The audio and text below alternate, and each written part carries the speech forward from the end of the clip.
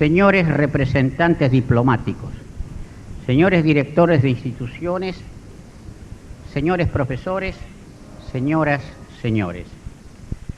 Tengo el privilegiado honor de proceder a la apertura de este acto en nombre de la Congregación Israelita de la República Argentina.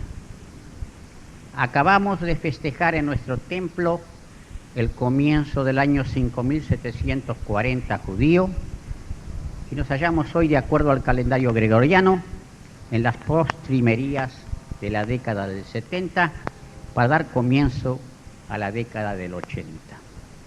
Los futurólogos pesimistas y aún los optimistas nos predicen una década problematizada con múltiples cataclismos de orden universal basados en la agudización del problema petrolero, las crisis políticas en el Cercano Oriente, Centroamérica y el cono sudamericano, con peligros de recesión y desocupación en Estados Unidos, y los continuados brotes subversivos y terroristas en el mundo entero. Frente a estos vaticinios, todos nosotros seguimos siendo optimistas.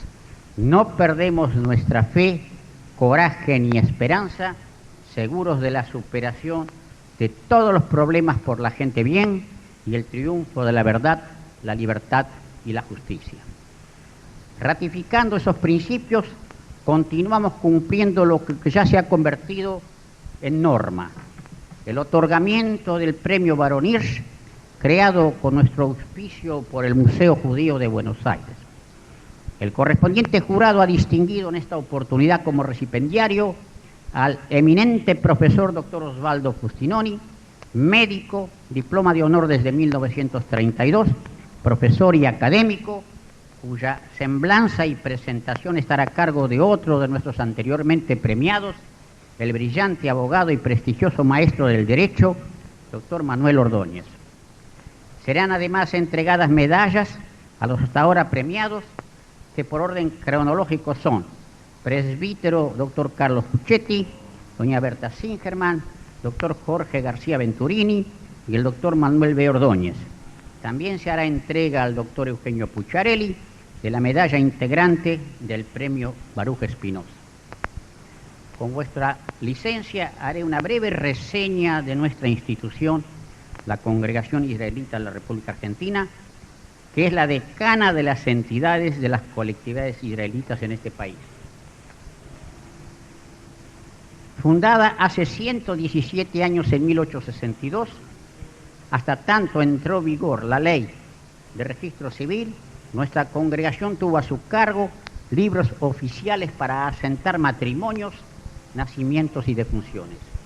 Por decreto de fecha 31 de agosto de 1892, el Poder Ejecutivo de la Nación nos otorgó personería jurídica. Firmaron el mismo el primer mandatario a la sazón, doctor Carlos Pellegrini, y lo refrendó el ministro de Justicia e Instrucción Pública, doctor Juan Balestra.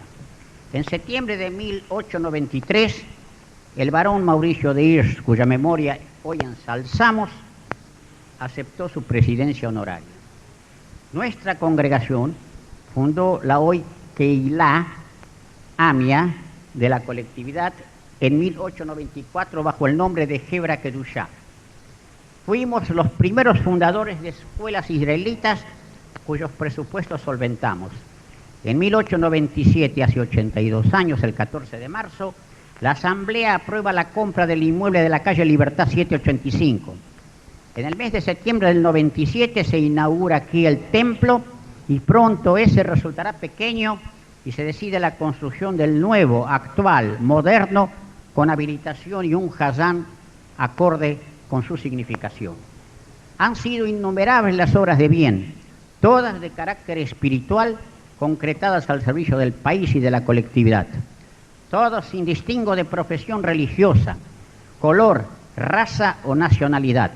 Escuelas, hospitales, comedores, instituciones benéficas recibieron apoyo económico y colaboración personal de nuestros integrantes, y así llegamos al Museo Judío de Buenos Aires, que fue inaugurado el 22 de octubre de 1967. Este se debe al sentir y al obrar de su fundador, doctor Salvador Quibric, trabajador infatigable y tesonero, quien sacrificando su tiempo y sus dineros, convirtió ese ideal en un ejemplo que ya conocemos. Figura hoy entre las más importantes de las instituciones similares y en el mundo entero ha sido reconocida su categoría y su valor. Ha sido su personal iniciativa instituir los premios Barón Hirsch y Baruch Espinosa, y nuestra institución confía en nuevas creaciones de este joven Salvador Quibric, que acaba de cumplir los primeros 85 años. Al galardonado de hoy, doctor Osvaldo Justinoni, humanista y amigo de Israel y de nuestra colectividad, nuestra congregación le eleva por mi intermedio votos por años de vida, fuerza y salud, y que mantenga incólume y acreciente los ya demostrados sentimientos de humanidad en favor de esta patria y de la causa de nuestro pueblo. Señores integrantes del jurado, señores galardonados, señoras y señores, reciban el testimonio del profundo agradecimiento de la Congregación Israelita de la República Argentina. Nada más. Señoras y señores, en nombre del Museo Judío de Buenos Aires, auspiciado por la benemérita y centenaria Congregación Israelita de la República Argentina, tengo el honor de dar la bienvenida al doctor Osvaldo Justinoni, de cuya actuación profesional, docente y científica nos hablará el doctor Manuel Ordóñez, personalidad señera en nuestro pueblo. Al igual que ustedes, estoy ansioso por escuchar a los doctores Ordóñez y Justinoni. No obstante, siento el deber de pronunciar algunas palabras concernientes al museo, patrocinador de este acto. Cumple el museo en ser el exponente de la comunidad judía argentina en su aporte al quehacer de la nación. El preámbulo humanista de nuestra Carta Magna del 53, que garantiza la libertad de cultos a todos los habitantes del país sin discriminaciones, señala que Dios es fuente de toda razón y justicia, tal como nuestros profetas vienen proclamando desde hace milenios.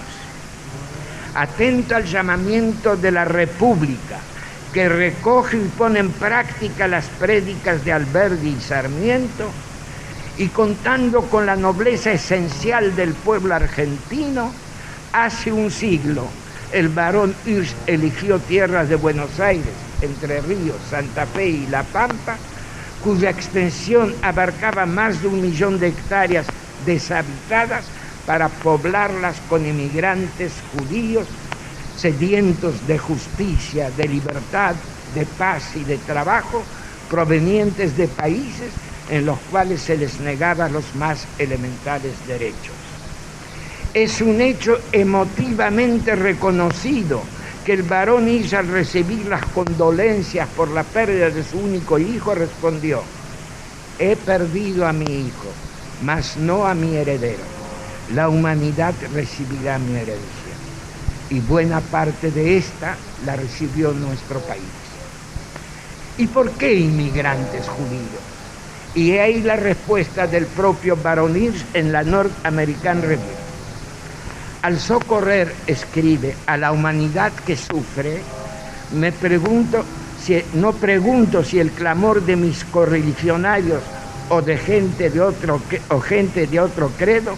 En cambio, pregunto si no es acaso natural que mi principal deseo sea el de la recuperación de los hijos de Israel, que oprimidos durante siglos, perviven aún sumidos en la más profunda miseria.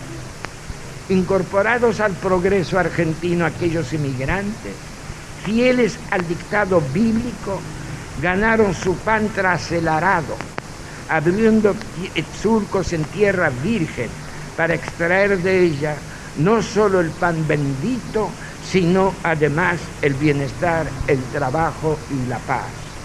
construyeron caminos, escuelas, hospitales, fomentaron el comercio, fundaron cooperativas agrícolas, crearon nuevas industrias y cultivos.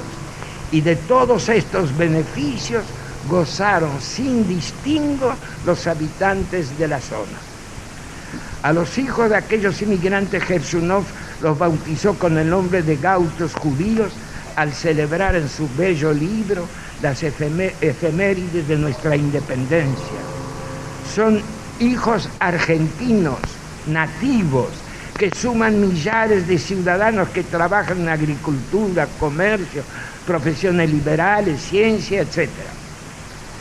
Al denominar el premio con el nombre de Barón X, no solo tributamos un homenaje a la memoria del filántropo, sino que al mismo tiempo honramos a figuras egregias, judías o no, que hayan contribuido a los fines morales y culturales de la comunidad judía.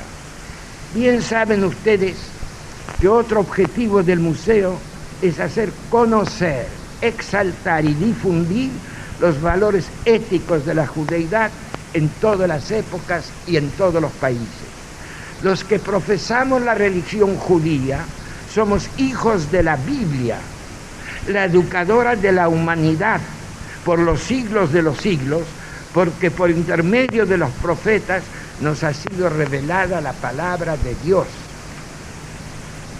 La Biblia es el génesis de los derechos humanos, del amor al prójimo, de la justicia y de la abolición de la esclavitud. Cesad de hacer el mal, aprended a hacer el bien, clama Isaías. Buscad el derecho, ayudad al oprimido, sed justos con el huérfano, amparad a la viuda. Para los profetas, el reino de Dios era en este mundo poner fin a la explotación del hombre por el hombre. El profeta Amós maldijo a los que cambian el derecho por el ajenjo, digamos hoy por el petróleo. Borges, miembro honorario del museo, ha dicho desde esta misma tribuna que la Biblia es la piedra angular de muchas naciones, de manera que podemos concebir a Alemania sin Goethe, a Inglaterra sin Shakespeare, pero sin la Biblia no.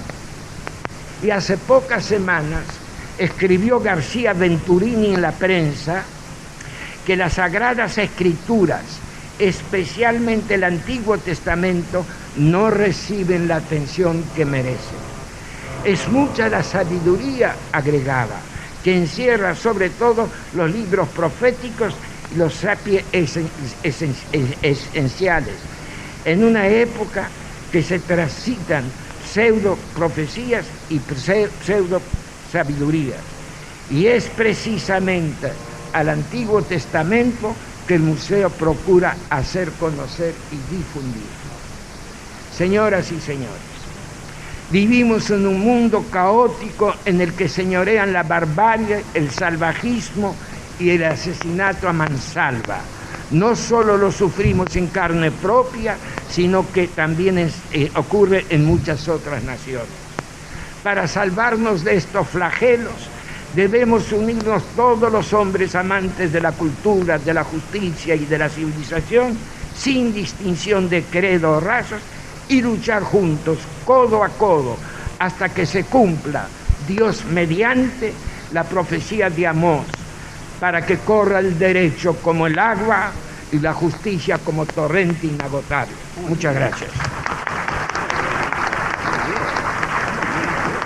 Invitamos al padre Cuchetti a que suba al escenario para que se le entregue la medalla Barón X. Ha sido el primer galardonado y nos ha honrado doblemente por ser quien es y por ser sacerdote. Por el presidente de la congregación. Le será entregado por el presidente de la congregación.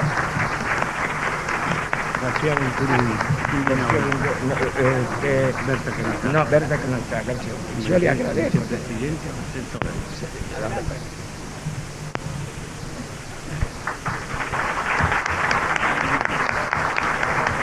Y agradezco las cooperaciones.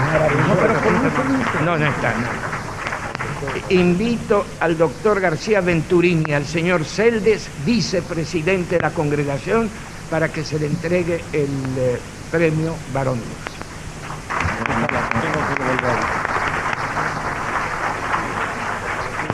Gracias por todo.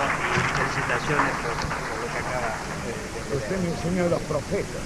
Invito al ingeniero Klein para que tenga la gentileza de entregar la medalla al doctor Ordóñez. La medalla al doctor Ordóñez.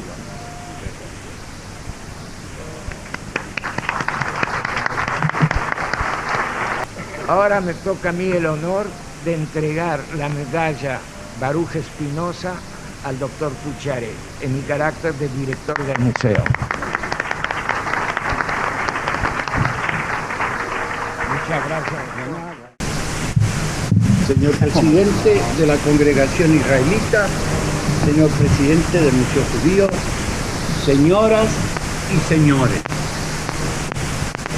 es justo, muy justo, que quien recibió un premio sea el que entregue el premio a aquel que recibe con el premio la antorcha. Porque los premiados de este museo no somos galardoneados para conservar una magnífica medalla de oro, sino para ser testigos de una misión, que como en Grecia pasaban la antorcha que anunciaba los triunfos, aquí pasamos la antorcha que significa la obligación del testimonio y también con el testimonio los sacrificios que eso comporta. Los que lo han recibido antes del doctor Futinoni es el padre Cucchetti, el primero. El padre Cucchetti, continuador de la obra de Monseñor Andrea, el sillón de Pudonobio ocupa la Academia de Ciencias Morales y Políticas, es un alivio de tibios y creyentes. Por eso, además de curar los cuerpos, se acerca siempre a las almas, propio de un sacerdote.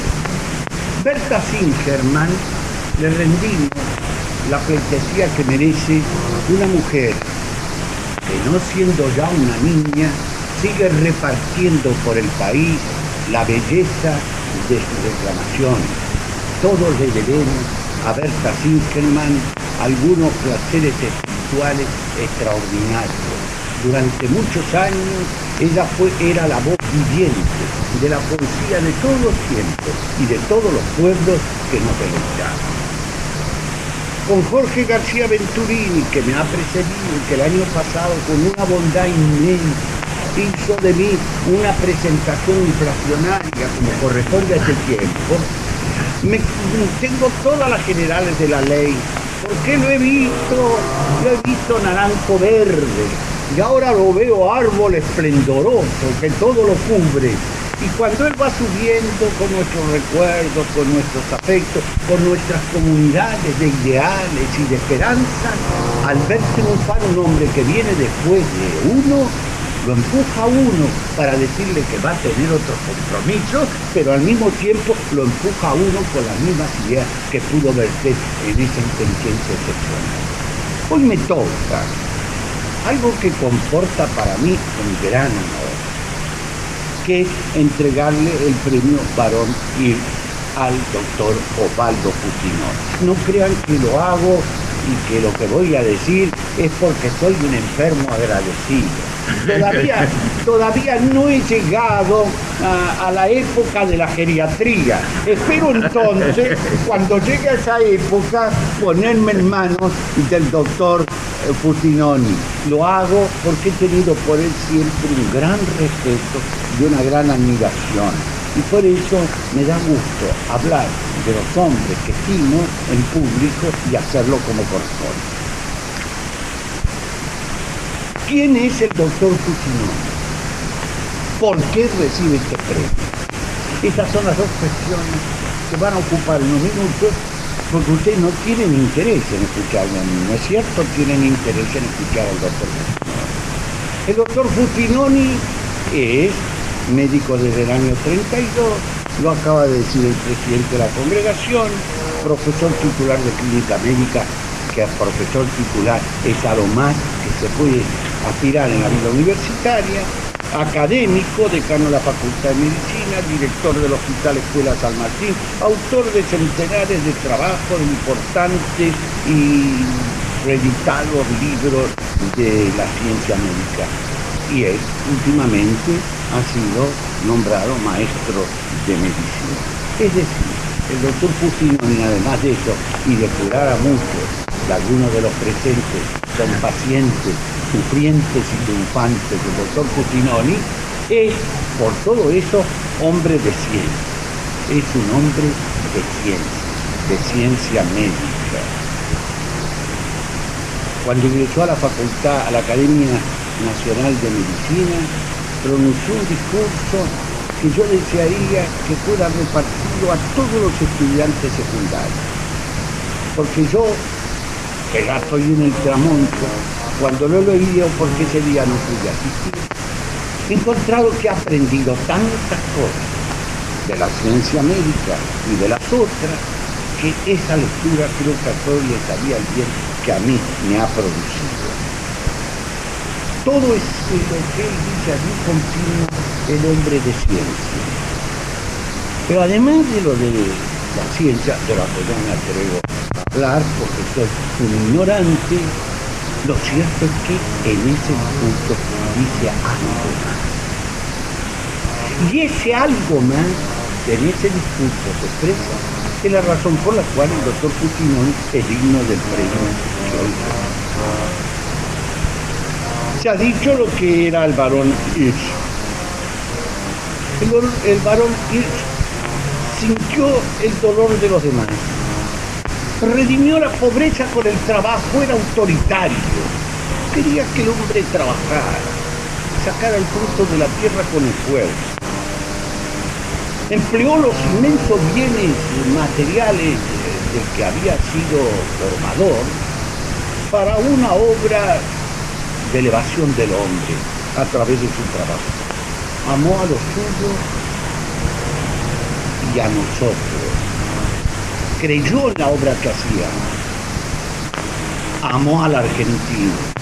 Fue el primero que pensó en una inmigración de ese tamaño después que lo había hecho don Araón Castellano en la provincia de Santa Fe. Ese fue el barón Hirsch, cuyo premio hemos recibido de la bondad, de la generosidad del doctor Kibri y del jurado que nos lo acoge. Pero el doctor Futinoni no recibe este premio por sus grandes méritos científicos. No lo recibe tampoco porque el doctor Futinoni tenga una posición política, que no la tiene. Vive dedicado a su ciencia y a su profesión y a curar a los demás. Lo recibe por ese algo más de que habla el discurso y que a mí, opaco, me ha enternecido. Maritain tiene un libro famoso que se llama Ciencia y Sabiduría y distingue esos dos órdenes de conocimiento que tiene el hombre. Por un lado, la ciencia, que es un conocimiento, digamos, en el mejor de los casos, de las cosas por sus causas. Y la sabiduría, que está en la cumbre de la ciencia, pero apartándose de la ciencia, porque la sabiduría es vivir en comunidad con Dios. Es por esa sabiduría que el doctor Futinoni ostenta, que el doctor Futinoni es digno de ese premio. Hijo de un hogar modesto, de una madre que ha muerto longeva, muy anciana. Costó su carrera con sus méritos, con su trabajo, con su duro trabajo, del día entero. Cuando habla de las lecciones que recibió de su maestro, no oculta las reprimendas de el inquebrantable doctor Usey, que las decía, no las ocultaba sin modificar la voz. No era una voz de castigo, era una voz de crítica, pero era siempre la misma voz. Cuando habla de sus compañeros y dice los méritos que sus compañeros ostentan, no se olvida, por ejemplo, de decir que Alfredo Lanari fue uno de los primeros profesores full-time que hubo en el país. Una cosa que es emocionante, y ya vamos pasando de lo médico, porque la ciencia queda, pero esas manifestaciones de afecto, de enternecido afecto que tiene para los que han vivido en la vida a tu vera, cuando habla de su gran maestro, el doctor Padilla, acompañado por el doctor Cosio, felizmente viviente, y por el doctor Dassen, ya fallecido, y lo hace con el respeto más grande hacia estos hombres de los que tanto ha aprendido. Cuando habla en ese discurso magnífico de lo que es la historia de la academia, la historia de los académicos que han ocupado el sillón que él ha ido a ocupar, cuando hace la biografía de su antecesor, no es lo que diga científicamente, porque yo no lo puedo valorar. Cuando habla de la evolución de la medicina en el país, de las cosas que ha introducido la tecnología en la medicina, y va ascendiendo en la consideración, de arriba de los procedimientos, de arriba de los métodos de clínica, y arriba de todo eso, va emergiendo allí la sabiduría, continuamente la sabiduría, porque está diciendo, por ejemplo, que la medicina actual es una medicina deshumanizada. No dice que no sea una medicina con mejores sistemas de diagnóstico, deshumanizada, socializada, porque ha puesto entre el enfermo. No dice solo entre el cuerpo del enfermo, dice entre el alma del enfermo y el alma del médico, la presencia administrativa, rigurosa y contable de la sociedad. Es decir, va en cada paso hablando de lo que es en la cumbre de todo esto lo que a él le llama la atención. Cuando dice de Julio Palacio, su antecesor en el cargo, en su discurso, las recoge del discurso de ingreso en la academia hace 10 años del doctor Palacio, las recoge, y si las recoge es porque considera que eso es un poco su propia filosofía. Esas palabras que así escribe y que yo les repito, dicen en mi vida de observador, repite el doctor Fusinoni, dichas por el doctor Palacio, he observado las virtudes teologales de fe, esperanza y caridad. He tenido ejemplos en mi patria, en mi familia, en mis maestros, en la justicia, en la juventud, en la esperanza, la maravillosa esperanza de un mundo mejor, divino bálsamo de los que sufren, de los que lloran, de los que tienen, en la caridad, porque siempre queda aroma en la mano que da flor. Para terminar diciendo, no permití nunca que mis aspiraciones me hicieran olvidar mis principios. Tampoco traicioné jamás una amistad por conveniencia, y puedo decir por Shakespeare, no la de mis honores en los torrentes de la relación. He ahí el retrato del doctor Palacio, hecho por el doctor Fusinoni, que puede ser el retrato del doctor Fusinoni leído por el orador de Hannover. El doctor Fusinoni ha llevado una vida sacerdotal, en un sentido de consagración a su cátedra, a sus alumnos, a sus hijos, también médicos como él. Lo han arrullado los versos cadenciosos de su poetisa mujer, que ponen versos a los evangelios. Ha sido un servidor de la causa del entendimiento entre los hombres del Antiguo Testamento y los hombres del Nuevo Testamento. Dos ramas del pueblo de Dios, una la rama de la elección, otra nosotros la rama de la adopción. Por eso, dicha esta palabra, y antes de entregarle la medalla, para halagar los oídos de este joven viejo lector de los profetas, diré con Baruch, en la segunda parte, este es nuestro yo, ningún otro cuenta su lado para nada. Él conoce todos los caminos de la sabiduría y se la comunicó a Jacob su siervo y a Israel su amado.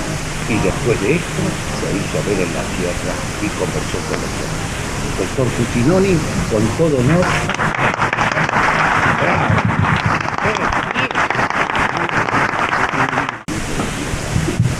Señor presidente de la Congregación Israelita, doctor Kibri, doctor Ordóñez, señoras y señores, mucho me honra recibir de manos de los organizadores y a través de las palabras sobredimensionadas del doctor Manuel Ordóñez el premio que lleva el nombre ilustre del barón Mauricio de Clich. Es una distinción muy alta, que cobra dimensiones resonantes si pensamos que con él han sido galardonados los espíritus más selectos de la intelectualidad argentina, como lo son el presbítero doctor Carlos Puchetti, campeón del ecumenismo, de quien sería innecesario valorar su incansable, tenaz y valerosa campaña en pro de la convivencia fraterna y la comprensión humana.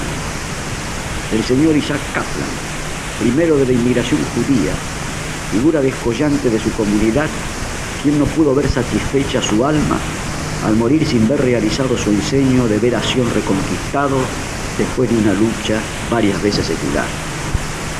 La insigne artista y recitadora Berta Singerman, verdadera embajadora de nuestros poetas, quien paseó por el mundo, como dijo el doctor Ordóñez, con su voz privilegiada, a los más elevados exponentes de la poesía que produjo el intelecto humano. Al eminente filósofo doctor Jorge García Venturini, lúcido y claro, de quien se dijera que sabe exponer con precisión pedagógica el idealismo de Platón, el realismo de Aristóteles, a semejanza de su gran maestro Jacques Maritain, comentar lo sagrado entre el teísmo y el ateísmo, del existencialismo moderno de Heidegger. Y a quien me honró con su presentación, el doctor Ordóñez, y me emocionó, al paladín de las justas causas, siempre alerta a las cosas del espíritu, siempre abierto a la grandeza moral, siempre puro en el pensamiento y siempre generoso en la acción. Su presentación de esta tarde, magnificada por su palabra galana, corrobora mi afirmación. Tremenda genealogía que agranda sin duda mi figura, carente de las virtudes y méritos de estos ilustres predecesores, y compromete mis palabras, que parecerán así un pálido reflejo de las que pudieran haber pronunciado en semejante ocasión estas voces argentinas de tan alto contenido espiritual. Pero precisamente por esto mi honra es mayor, al saber que estas ilustres personalidades me acuerdan su amistad, concediéndome con ello un aval del que me siento muy orgulloso. Y si menciono estos predecesores, es para medir en su verdadera dimensión la importancia que ha adquirido este premio, que creado por su fundador y director del Museo Judío de Buenos Aires, el doctor Salvador Kibri, y auspiciado por la Congregación Israelita de la República Argentina, que al jerarquizarlo a través de los nombres citados, compromete mucho más mi gratitud, que desde ya manifiesto en este acto de convivencia entre judíos y cristianos.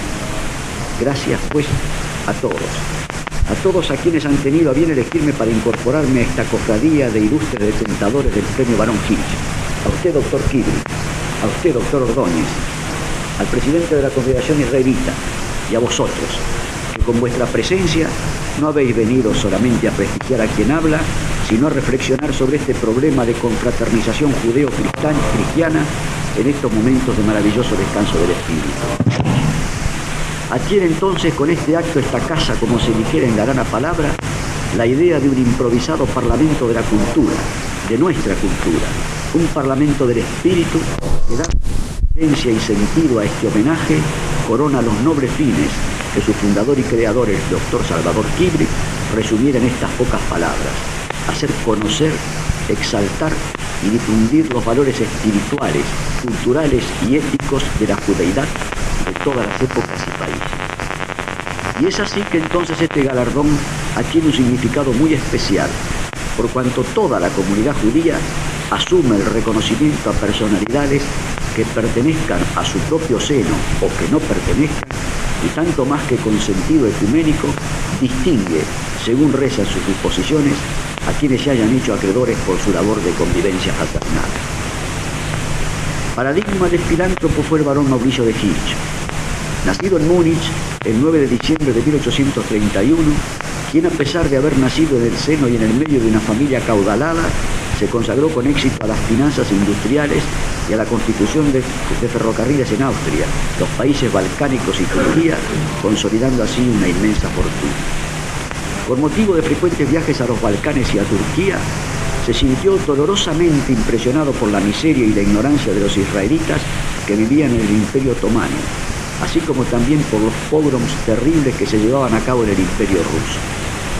El doctor Einhorn, al trazar la épica vida del ilustre bacteriólogo judío Javkin de Odessa, Rusia, cuyo nombre se une al de otros insignes científicos para obtener la historia sobre dos terribles enfermedades infecciosas que esencialmente epidémicas como el cólera y la peste bubónica, recuerda como uno de estos pogroms motivó que Javkin tuviera que dejar su país natal profundamente impresionado por lo que veía que sucedía en Rusia a sus hermanos de raza. Estos pogroms ocurridos en 1881, The Times de Londres, publicado en enero de 1882, donde dicho periódico daba la alarma al mundo civilizado sobre lo que acontecía en Rusia con los habitantes de religión judía en su suelo. En ese editorial se relata la serie de atrocidades cometidas en muy diversas ciudades de la inmensa Rusia, abarcando, dice textualmente The Times, un área igual a la de las Islas Británicas y Francia combinadas, extendiéndose desde el Mar Negro hasta el Báltico, donde se asistieron a tales escenas de horror que solamente se habían podido ver en ese entonces en tiempos de guerra. Indefensos hombres asesinados, tiernos niños muertos, hogares incendiados, violaciones, saqueos de negocios en calles enteras habitadas por judíos, pillaje en las propiedades de miles de familias israelitas y de las cuales dependían para su existencia, granjas arrasadas, y todo esto consumado por hordas descontroladas y ante la vista indiferente de las autoridades, limitándose las fuerzas de seguridad a ser espectadoras silenciosas de estos hechos. Como ejemplo, puede citarse lo ocurrido en la localidad de Smiero, donde fueron muertos 13 hombres y 20 heridos y 1.600 habitantes quedaron sin hogar. El editorial determinó en Gran Bretaña y en el mundo occidental una profunda impresión, de cuyas exteriorizaciones fue el mitin público que tuvo lugar el 1 de febrero de 1882 en la Mansion House de Londres y presidida por el Lord Mayor de Londres de esa ciudad, donde se leyó una carta del arzobispo de Canterbury en el que manifestaba su horror.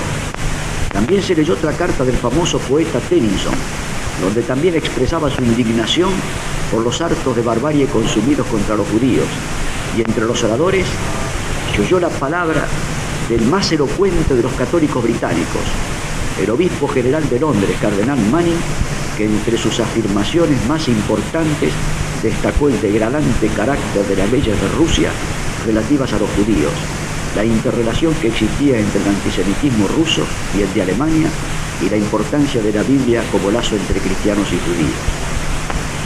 El mitin de Londres se reprodujo en numerosas ciudades de Inglaterra, como Liverpool, Edimburgo, Manchester, etc.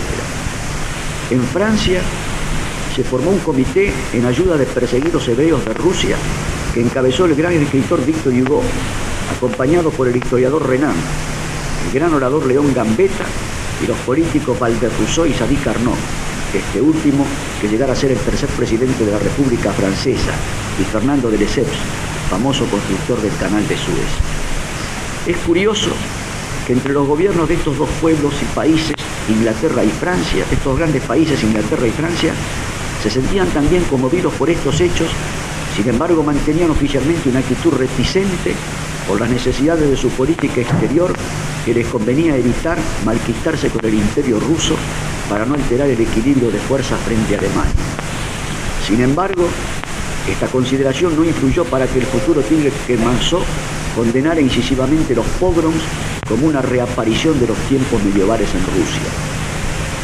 También en los Estados Unidos de Norteamérica se conmovió mucho la opinión pública, y ello tuvo expresión en 2 mitines públicos, uno en New York, llevado a cabo en febrero de 1882, también presidido por el alcalde de esa ciudad, y otro en Filadelfia el 4 de marzo de 1882. En el primero, el alcalde Grace recordó una expresión del pontífice romano: es una gran pena que los judíos deban tener una situación más miserable bajo príncipes cristianos que sus antepasados bajo los faraones. La consecuencia de los pogroms y la reacción causada en el mundo civilizado fue la migración en masa más grande de la historia judía, la creación de fundaciones de colonización judía en Palestina, el aflujo de los judíos orientales a la Europa central y occidental. Al conocimiento de estos hechos por el barón Hirsch se unió la desgracia, como se dijo, de perder a su único hijo en plena juventud, y ante este hecho tremendo reaccionó en estos términos: he perdido a mi hijo, mas no a mi heredero. La humanidad recibirá mi herencia.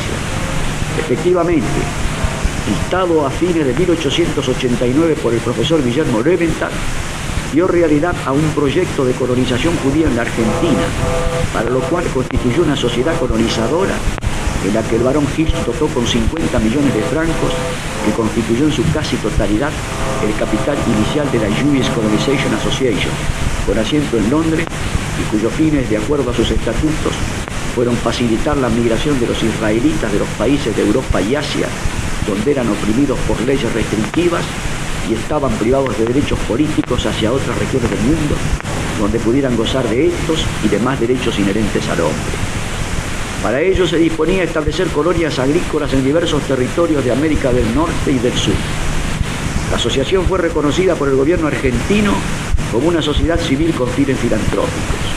Los judíos de Rusia vieron en el barón Hirsch un verdadero mesías y salieron de su letargo, despertándose en ellos ancestrales fuerzas espirituales y físicas que los impulsaron a emigrar de Rusia en busca de otros horizontes. Es así como muchos se dirigieron a nuestro país y vinieron a ocupar importantes extensiones deshabitadas que por primera vez se vieron surcadas por el arado, y donde se construyeron caminos, se fundaron cooperativas, se edificaron escuelas, centros sociales, bibliotecas, hospitales, incorporándose alrededor de 1 millón de hectáreas al desarrollo y al progreso del país. Esta obra benefició no solo a judíos, sino a los no judíos, unidos en una convivencia cordial y productiva. De aquellos inmigrantes que se establecieron en Entre Ríos y Santa Fe, principalmente, descendieron muchas figuras. Tenemos como ejemplo al ya citado ilustre escritor y periodista Alberto Gershunov, quien trazó un indeleble cuadro de las colonias judías de Entre Ríos, con el subjetivo título de los gauchos judíos, y Enrique Dickmann, médico y político que tuvo una destacada actuación en el Congreso durante muchos años, representando al Partido Socialista, y así tantos otros, cuya mención omito por razones obvias. Hoy, más de 500.000 almas de origen judío se hallan incorporadas y arraigadas en nuestra tierra, tributando el esfuerzo, al igual que los de las demás colectividades, a la cultura y a la civilización. Colaboran así a la grandeza nacional y al amparo de nuestra generosa Constitución, contribuyen al asentamiento de una nación fundada en el crisol de toda raza que quiera contribuir a su engrandecimiento. El premio Barón Hirsch fue establecido por el Museo Judío para premiar así a personalidades que se hubieran destacado en forma notoria como exponentes del quehacer nacional y comunitario. Cobra así un sentido muy especial, férvido de simpatía en la voluntad de aventar prejuicios seculares y destruir las semillas del odio, tan caro a quienes con prejuicios raciales dictan las normas del racismo, del antisemitismo y del nacionalsocialismo. No sé si merezco esta distinción, pero sí sé que nunca animó en mi espíritu una idea que no fuera valorar a los demás sin tener en cuenta su religión, su raza o su color de piel. Siempre he pensado que cada ser humano es una criatura de Dios y por tal es acreedor al respeto de su misma condición humana. Nunca sentí el antisemitismo, ni el racismo, ni la discriminación racial, ni las diferencias que la fortuna crea o que las pasiones alientan. El antisemitismo es intrínsecamente perverso, ha dicho García Venturini, y es un retroceso en el proceso de la civilización. Y esta, sostiene el mismo, no es solo occidental y cristiana, es decir, que no es una civilización limitada a una sola geografía y a una determinada cultura, y que es más veraz hablar para ello de un espíritu de Occidente que de civilización cristiana occidental. Este espíritu de Occidente es una concepción trascendente del hombre, del mundo, de la vida. Es una concepción espiritualista y una concepción de libertad. Por tanto, no cabe el antisemitismo. Detrás de un antisemita hay siempre una mentalidad totalitaria. Me pareció ver siempre en el antisemita la antípoda del demócrata, la negación del sentimiento de la igualdad y la idea de la superioridad racial basada en los valores negativos de la personalidad. El antijudío es en el fondo un anticristiano, porque niega los derechos a la igualdad de oportunidades de todo hombre por el hecho de ser tal. Con los judíos se debe vivir y convivir. No hacerlo significa poseer un sentimiento destructor de la condición humana. Y destruir la condición humana es destruir la libertad. Sin libertad no puede haber progreso moral. Y he aquí la ética de la conciencia judeo y cristiana. Y basado en esta ética he elegido a mis amigos por sus valores morales, sin inquirir ni querer saber qué religión profesa, qué medio de fortuna poseen, ni de qué prosapia provienen. Por esto entiendo que no se puede ser antisemita, ni antiárabe, ni antiyanqui, ni anticristiano. Y sí se puede ser pro, lo que equivale a profesar lo que hoy proclama y patrocina el ecumenismo, que yo sentí antes que lo estableciera el Consejo Vaticano II. Es que el ecumenismo no es sino la actualización de un movimiento liberador, o como muy bien nos dice nuestro querido presbítero Puchetti, es una evolución cuyo origen brota del Génesis. En un mundo en evolución acelerada, donde la técnica domina el intelecto, las leyes morales deben erigirse así en un dogma para neutralizar la deshumanización del hombre. Si no se asiste a una gran crisis moral, es la paradoja del hombre contra lo humano. Es el triunfo de la técnica sobre el hombre aprisionándolo en las redes de su propio progreso para encerrarlo en una jaula que lo priva de la libertad. Lo dice Pablo II en la encíclica Redemptor Hominis. El progreso de la técnica y el desarrollo de la civilización de nuestro tiempo, que está marcado por el dominio de esa técnica, exigen un desarrollo proporcional de la moral y de la ética. Mientras tanto, esto último parece por desgracia haberse quedado atrás. Por eso el progreso, por lo demás tan maravilloso en el que es difícil descubrir auténticos signos de la grandeza del hombre, que los han sido develados en sus gérmenes creativos en las páginas del Génesis, no pueden menos que engendrar múltiples inquietudes. La primera inquietud se refiere a la cuestión esencial y fundamental. Este progreso, cuyo autor es el hombre, hace la vida del hombre sobre la tierra en todos sus aspectos más humanas, la hace más digna del hombre, y esto es lo verdaderamente esencial. Si el hombre en el contexto de este progreso se hace de veras mejor, es decir, más maduro espiritualmente, más convencido de su humanidad, más responsable, más abierto a los demás, particularmente a los más necesitados y a los más débiles, más disponible a dar y a prestar ayuda a todos.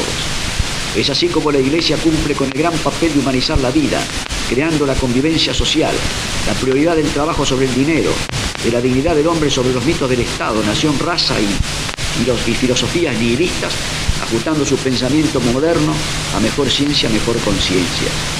Bienvenido pues para mí el ecumenismo, pues da a mi propio sentimiento su verdadera dimensión. Quieran entonces los hombres de todos oír este llamado de ese gran pontífice Juan XXIII a través del Concilio Vaticano II. Entonces no se repetirían Dachau, ni Treblinka, ni Auschwitz, y tendremos conciencia de nuestra propia dignidad, y que se puede vivir en pacífica armonía sin tener en cuenta color, religión ni credo.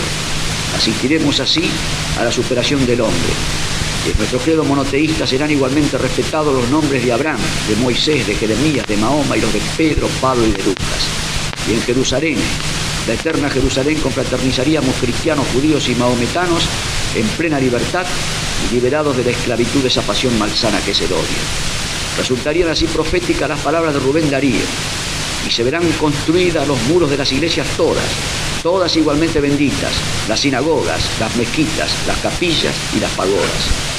Es entonces que nosotros, en nuestra bendita tierra, podamos decir en el presente y en el futuro que estamos orgullosos de pertenecer a un país donde se respeta la dignidad de cada ser humano, se promueva la consolidación de la familia, se practiquen los distintos credos religiosos con libertad, donde el deber, el trabajo sean altamente estimados y la generosidad y la hospitalidad no sean palabras vanas, donde las verdades conquistadas por la ciencia no cambien de naturaleza con el clima, el idioma y las costumbres, ni puedan crear antagonismos de razas, partidos o creencias. Es que la ciencia, que es el gran patrimonio de la humanidad, no sea puesta al sentido de opiniones o intereses de circunstancias efímeras y deleznables como el hombre mismo. Y deseamos que también en nuestro país el dogma de la fraternidad y de la solidaridad no sea una quimera destinada a esfumarse sin ruido, ni un sueño brillante que desaparezca como las visiones de la fiebre.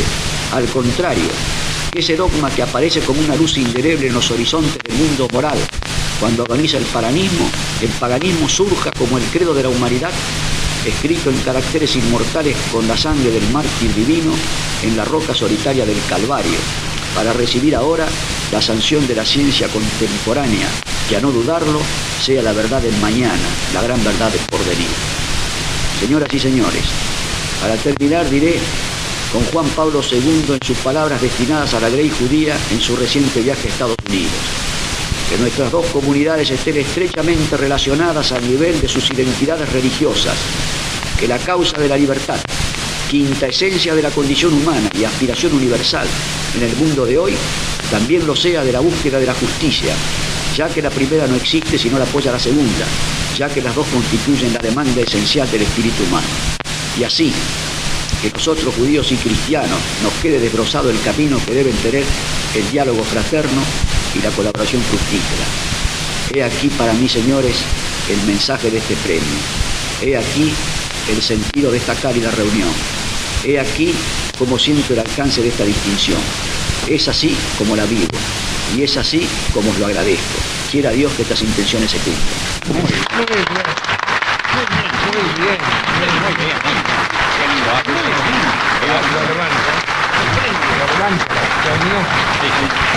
Señores, muchas gracias.